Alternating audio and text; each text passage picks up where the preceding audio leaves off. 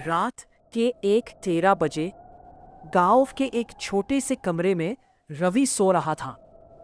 अचानक दीवार पर लगी उसकी परछाई हिलने लगी, लेकिन रवि तो बिल्कुल स्थिर था।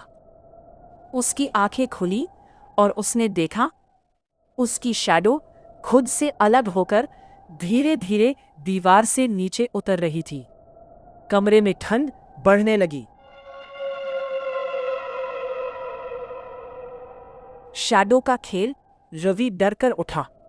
उसने लाइट ऑन की, लेकिन शैडो गायब नहीं हुई, बल्कि अब वो सामने खड़ी थी, बिना चेहरे के, काली, लंबी और टेढ़ी।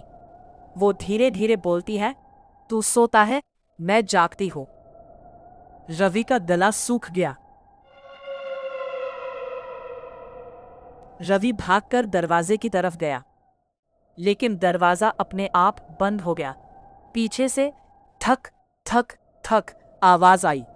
दीवार से वही शैडो फिर निकल रही थी, लेकिन इस बार वो अकेली नहीं थी।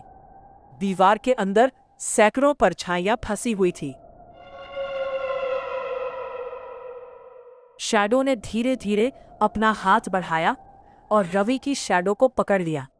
जैसे ही उसने पकड़ा, रवि जमीन पर गिर गया, क्योंकि उसकी परछाई उससे अलग हो चुकी थी। अब रवि के पीछे कोई शैडो नहीं थी। अगली सुबह गांव वालों ने दरवाजा तोड़ा। रवि कमरे में था, जिंदा, लेकिन बिल्कुल खाली।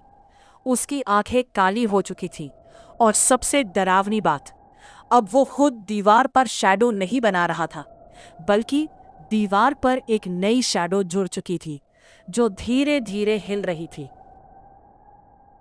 गांव में अब नियम बन गया, रात को कभी भी अपनी शैडो को मत देखो, क्योंकि कुछ परछाइयां तुम्हारी नहीं होती, वो बस तुम्हारा इंतजार कर रही होती है।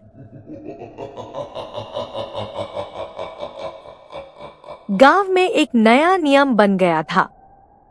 रात 12 के बाद कोई भी दीवार की तरफ नहीं देखेगा। लेकिन डर जितना छुपाओ, उतना बढ़ता है। रवि अब गांव में घूमता था, धीरे धीरे, बिना आवाज के। उसकी आंखें अब इंसानी नहीं रहीं। और सबसे अजीब बात, जहां वो खड़ा होता, वहां लोगों की शैडो बदलने लगती।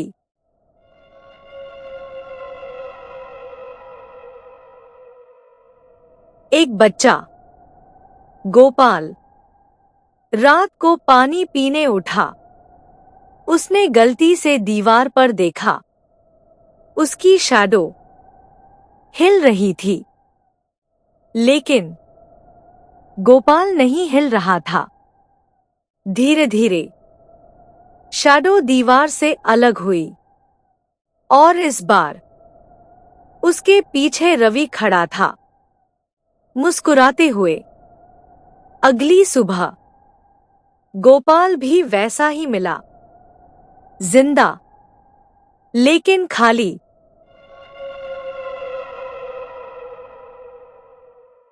गांव के एक बुजुर्ग ने बताया, ये कोई भूत नहीं है, ये परछाइयों का श्राप है।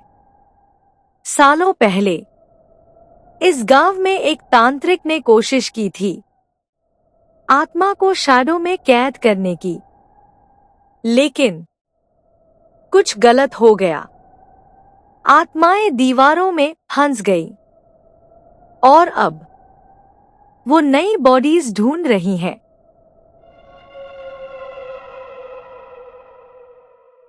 अब सच सामने था। रवि अब रवि नहीं था। वो एक शैडो कैरियर बन चुका था। जहां वो जाता, शैडोज जाग जाती, और धीरे धीरे पूरा गांव शैडोलीस होने लगा।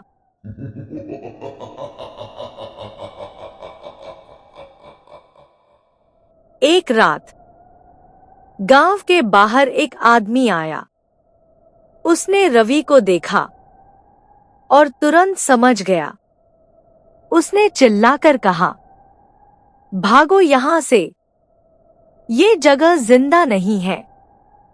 लेकिन बहुत देर हो चुकी थी, क्योंकि उसकी अपनी शैडो धीरे धीरे उससे अलग हो रही थी।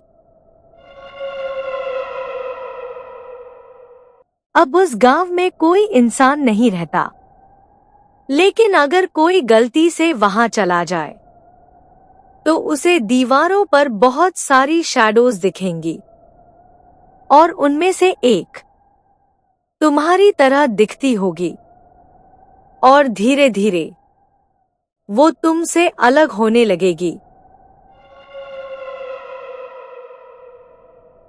अगर अभी तुम अपनी शैडो देख रहे हो तो एक बार चेक करो, क्या वो तुम्हारे साथ मूव कर रही है या खुद से